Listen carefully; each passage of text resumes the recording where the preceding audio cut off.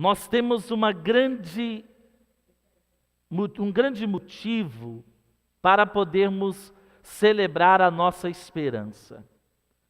Porque hoje, esta resposta ou esta aclamação do Salmo que nós rezamos, o Salmo 68, ela toca no mais profundo da nossa vida e no mais profundo do tempo que nós vivemos. Ela nos diz: respondei-me pelo vosso imenso amor, neste tempo favorável, Senhor Deus. Uma pergunta que pode surgir no nosso coração é esta: a que Deus tem que responder com o seu imenso amor? Por que o salmista faz essa recomendação a Deus que o responda? Mas qual será a pergunta? Qual será a indignação que tem este que, dirigindo-se ao Senhor Deus, pede que Ele lhe dê uma resposta? Evidentemente, baseada no amor neste tempo favorável, ou seja, nesse tempo que nós vivemos. Várias perguntas podem ser respondidas. Várias respostas podem ser dadas. E nós precisamos nos perguntar: que tipo de pergunta faremos ao Senhor? Que tipo de indagação nós iremos dizer àquele que tudo pode responder, tudo conhece, tudo sabe, alcançou a obediência, a sabedoria pela obediência da cruz? E o que move os nossos corações são duas perguntas hoje, que estão no Evangelho. E duas perguntas que são feitas por dois tipos de pessoas. Aqui nesse Evangelho de hoje, nós não julgamos nem Judas, nem os outros discípulos. Nós nos colocamos no lugar deles. Que tipo de pessoa eu sou? A pergunta de Judas chega perto dos sumos sacerdotes e pergunta: o que me dareis se vos entregar Jesus? Uma pergunta totalmente concentrada em si, interesseira. Nós dizemos que esse tipo de pessoa é aquele que se aproxima de Deus apenas por aquilo que Deus pode fazer por ele, pelos milagres, pelas curas, pelas respostas que Deus pode dar. Aqui se encaixa as pessoas que pegam a Bíblia e abrem ela assim para poder, pensando que na Bíblia vai ter resposta para tudo. A Bíblia, na verdade, não responde muita coisa. Ela mais pergunta-nos do que nos responde.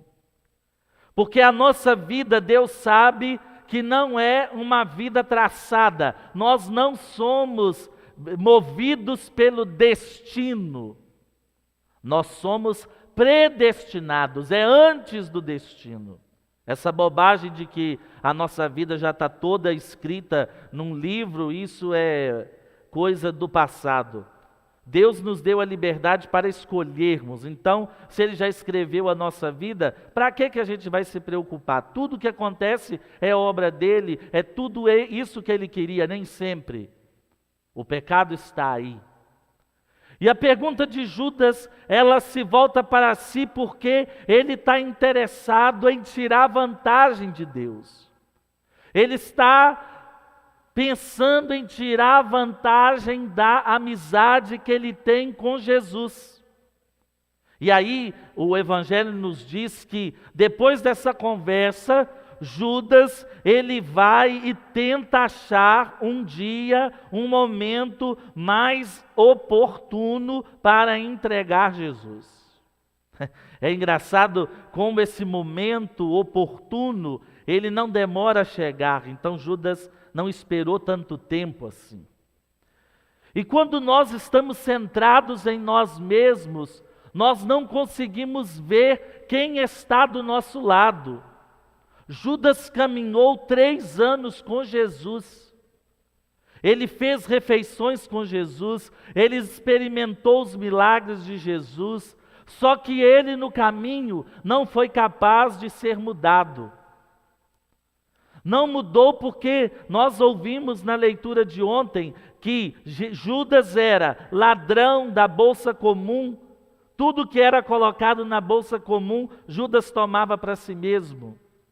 É um homem um tipo de pessoa que nos afasta de Deus. Pessoas assim são pessoas amargas, pessoas que caminham com Cristo, mas não se deixam modelar por Cristo. E nós conhecemos muitas pessoas assim. Ontem mesmo nós meditávamos sobre como temos sido luz na vida das pessoas. Estamos com Cristo, mas não vivemos aquilo que Cristo pediu. Isso é um tipo de pessoa. Depois nós temos aqueles que, mesmo no medo, mesmo sem saber por quê, chegam perto de Jesus e colocam Jesus acima de si mesmos e fazem a pergunta: Senhor, onde queres que façamos os preparativos para comer a Páscoa? Ou seja, Jesus é colocado em primeiro lugar. Jesus é tido como aquele que orienta, aquele que nos leva aonde Deus nos quer, aquele que não só nos leva, mas que caminha conosco. Onde queres que preparemos a Páscoa? Onde queres que a gente possa se juntar para celebrar essa data tão importante para nós, em que os nossos pais foram libertados do Egito? É claro que no dia de amanhã, na quinta-feira, nós vamos ver que Jesus dá outro sentido a esta Páscoa. Mas por enquanto, eles estão com os olhos fixos em Jesus.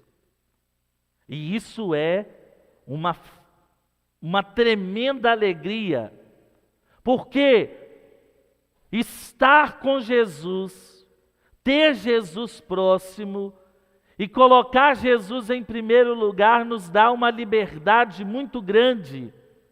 Onde queres que comamos a Páscoa? E Jesus dá as instruções. Mas é interessante que não basta estar colocando Jesus acima de tudo. É preciso ter consciência muito fiel disso. Porque esses mesmos discípulos que abrem seu coração para Jesus têm medo de trair Jesus. É interessante que nessa hora derradeira, todos aqueles que caminharam com Jesus fazem a mesma pergunta: Senhor, será que serei eu que vou te trair? Judas pergunta, João pergunta, Mateus pergunta, Filipe pergunta, Bartolomeu pergunta, todos eles, independentemente daquilo que estavam vivendo, eles aprenderam que precisam temer a si mesmos. Pedro vai perguntar a Jesus: Senhor, por que eu não posso ir contigo? Por que eu não posso te seguir agora? Eu vou até a morte contigo. E Jesus diz para ele: vais comigo até a morte? Hoje você vai me trair, antes que o galo cante 3 vezes, você vai me negar. Percebem que a mesma situação de Judas e dos discípulos que se preocupam com Jesus é a nossa, só que com uma diferença. Hoje a nossa consciência é tão relaxada que se a gente escutar alguma coisa, seja na missa, seja nas pregações que nós vemos pela TV, seja numa conversa pessoal com algum sacerdote ou algum diretor espiritual ou com qualquer pessoa que para nós serve de exemplo ou nos ajuda nessa caminhada espiritual, nós sempre vamos pensar que Jesus está falando do outro. Várias vezes a gente vem à missa, né? Aí depois que termina a missa, alguém procura você na sacristia ou na rua e diz assim: padre, meu marido precisava escutar o que o senhor disse hoje, minha esposa, meu filho. Aí você, para não ser indelicado, né, que tem esse negócio de respeito humano, eu não tenho isso não, mas eu pergunto na lata. Mas peraí, você foi na missa para eles ou para você? Você escutou tudo para o seu marido ou foi para você? Você escutou tudo para o seu filho ou foi para você? Você escutou tudo para a sua esposa ou para você? Diante disso, qual que é a sua decisão? Qual que é a sua escolha? Porque os discípulos todos, tendo consciência da fraqueza, tendo consciência de que eles eram humanos, já haviam visto de tudo com Jesus, mortos levantando, leprosos sendo curados, demônios sendo expulsos. Viram Jesus, Pedro, Tiago e João, viram Jesus transfigurado. E mesmo assim, quando Jesus diz da traição, eles mesmos: Senhor, serei eu? Cada um fazendo a pergunta a si mesmo. E nós, para a gente confessar hoje, é uma loucura, que nós não sabemos nem o que é pecado. Nós fizemos, não é? Naquele sábado, uma celebração penitencial. Ótimo, bonita. Mas algumas pessoas, a gente vai no mercado, vai no banco, sai o mínimo possível, mas pergunta e diz assim: padre, eu não sei o que é pecado. Eu não sei mais o que é pecado. Nós preparamos o panfletinho, não é? O pessoal aqui da paróquia de Nossa Senhora da Saúde, da paróquia de São Sebastião em Sem Peixe, recebeu aquele panfleto, e muitos tiveram dificuldade de ler aquele panfleto e de se encontrar ali. Por quê? Porque a consciência de pecado nossa é uma consciência tão relaxada. Nós não somos como os discípulos, nós não tememos a nós mesmos diante de Deus, nós achamos que somos super-homens, como diz Nietzsche, não é? Nós somos super-homens. Super-homens, super-mulheres, super-jovens, super-crianças. Nós nunca estamos errados, sempre é o outro que está errado, sempre é o vizinho, sempre é a esposa, é sempre o marido ou os filhos. Nós nunca assumimos a nossa culpa. E é interessante que até Judas, que já tinha combinado a trair Jesus por 30 moedas de prata, pergunta: mestre, serei eu? É engraçado, né? Ele sabia qual era a resposta de Jesus. Eu não sei se Judas queria já naquela hora se arrepender, mas não conseguiu. A gente não tem como julgar a pessoa, mas a atitude. Mas olha que estranho. Parece que Judas quer testar Jesus. Serei eu? E Jesus responde para ele: tu o dizes. Jesus coloca nas mãos dele aquilo que ele pode fazer, ainda dando esperança de uma conversão, porque Judas ainda não havia entregado, não é? Judas vai entregar Jesus amanhã no Evangelho, com um beijo entregas o Filho do Homem, depois da ceia. Tinha acabado de comungar na Santa Ceia, não é? Do pão que Jesus havia dado a eles, que era corpo, do sangue, do vinho que era sangue. Parece que Jesus está colocando Judas na parede, mas ao mesmo tempo está dando a chance para ele voltar atrás. Como dar chance para mim, para você voltar atrás? Você que está me escutando em casa, o que essa palavra traz para o seu coração? O que ela movimenta na sua vida? Você, seus parentes que estão aí ouvindo, tem consciência de que nós estamos na mesma ceia? E hoje Jesus vai dizer para nós, um de nós vai me trair, um de vocês vai me trair. Será que a gente vai bater a mão no peito e dizer, será que sou eu? Será que eu confio tanto em mim mesmo, que eu acho que eu não vou trair o Senhor? E aqui eu não digo traição grande, não. Apenas, não é roubo, não é assassinato, mas as pequenas coisas. Como é que eu vou levantar amanhã? Vou levantar um homem e uma mulher transformados? Que na hora que alguém me der um bom dia, eu vou responder um bom dia com alegria? Ou alguém vai dar bom dia e eu vou responder assim, só se for para você. Afiou a ferradura hoje, né? A gente diz assim. Bom dia, só se for para você. Oi, como vai? Estou péssimo. Nós precisamos prender os nossos bichos dentro do quarto. Muita gente me pergunta, por que eu estou sempre rindo? É porque os meus bichos estão todos presos no quarto.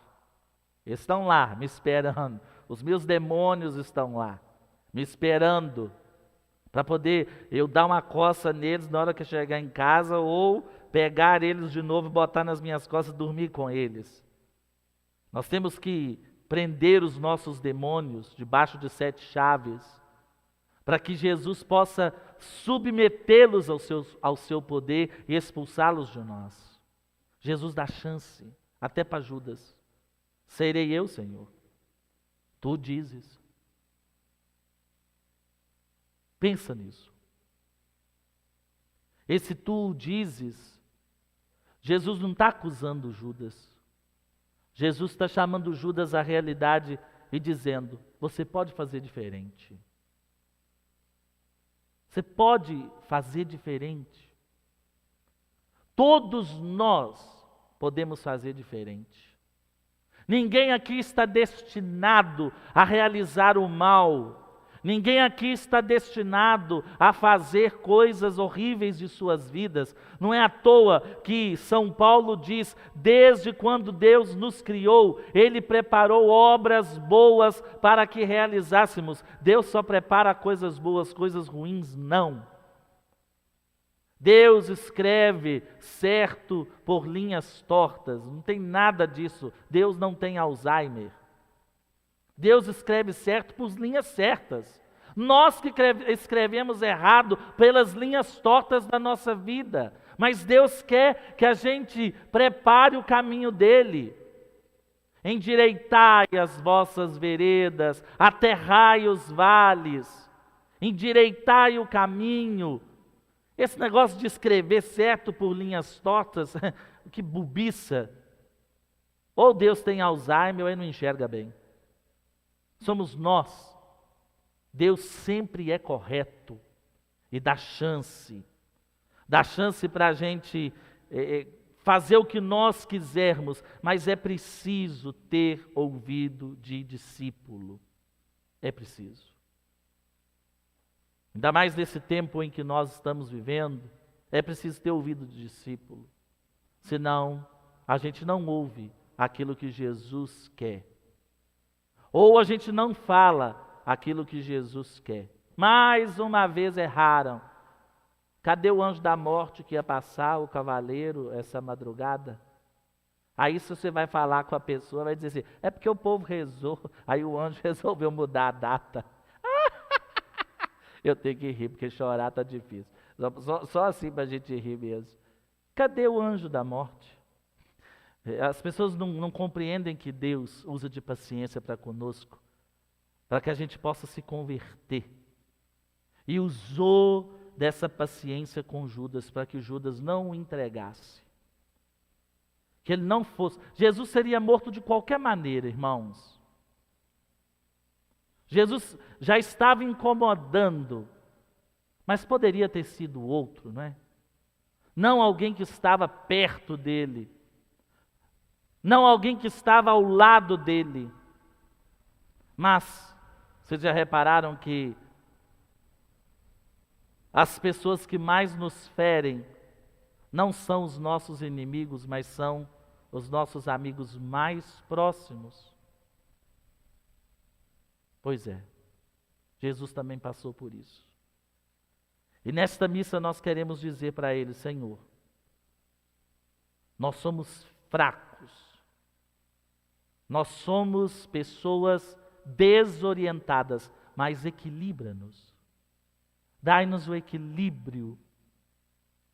Existe uma devoção à Nossa Senhora do Equilíbrio, é uma imagem linda, se pesquisa depois na internet e a história dela. Eu visitei o seu santuário lá no sul do Brasil, Nossa Senhora do Equilíbrio.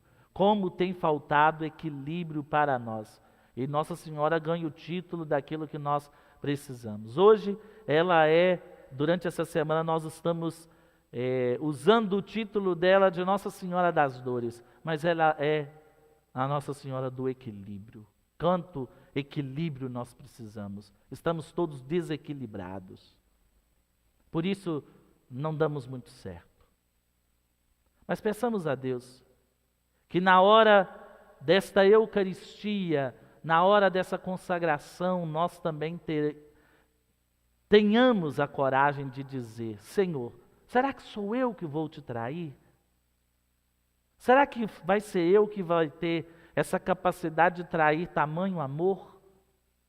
Pense em você, não pense em mais ninguém. Essa palavra não está sendo dirigida a outros, está sendo dirigida ao teu coração. E Deus salvou-nos a partir disso.